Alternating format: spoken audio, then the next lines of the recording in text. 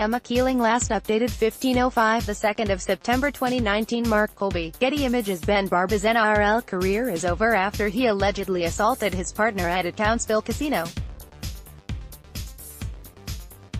Opinion: it's hard to beat a sporting Cinderella story.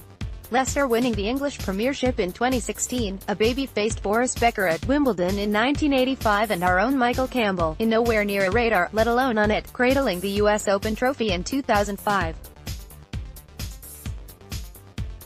Maybe this year the NRL could write its own, by picking up a battered and bruised Cinderella and put her back on her feet.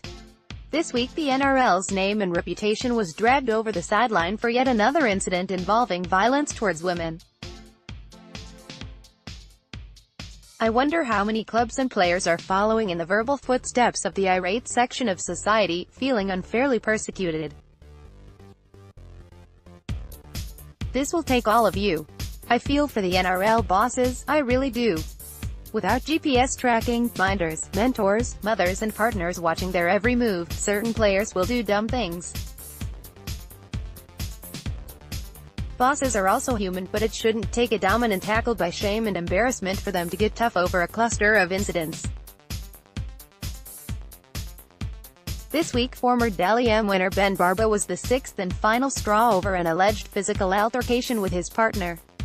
He would have known what was coming after NRL CEO Todd Greenberg had said 3 days earlier, "If you're violent towards a woman, you can expect to be removed from the game." It starts now. CCTV footage was viewed and Barba was banned. No court or judge needed. Read more. Napa Bears all to clear name. Sting and tail for Barba.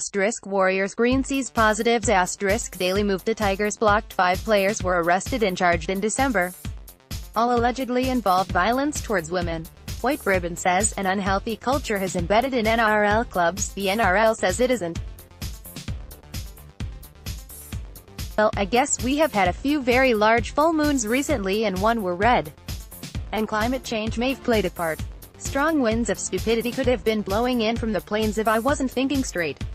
But there are no excuses. While the public figures it out for themselves, professional league players get millions of dollars worth of training, support, advice and education to help them understand that hitting and sexually abusing women is bad. Are some unable to take in this advice due to a buildup or entitlement between their ears? Or are they treating these sessions like a defensive driving course where you get a few months knocked off your learners for good behavior? Add feedback. None of this is new in sport. For decades revenue has been prioritized over responsibility, with players excused or protected because of the harm to their careers or the sport. While the NRL can't talk about consequences for the players ahead of their trials, they have promised to act if the men are found guilty. But what if, just like in life, there's more grey than black and white? New Zealand cricket stuck with the latter two colours when black-capped Scott Kuggeleijn was found not guilty of rape last year. No further action was taken by NZC, unlike the Irish Rugby Union, who revoked the contracts of 2 players acquitted of rape. The NRL has a chance to really set a high standard for the sport and other codes. Not enough was done in the past, and now the NRL is reaping the terrible rewards of a botched job, but more importantly, many lives will have been tipped way past the horizontal to fall unsupported. And there is more pain to come. To get Cinderella to the ball in one piece, the NRL has a lot to do. And all those involved in the sport, including the fans, must play their part and understand that the discipline, dedication and sense of responsibility needed to succeed and on the field are needed in even greater quantities off it. There are more important things in life than sport. It's a lesson Barba is being forced to learn. Stuff.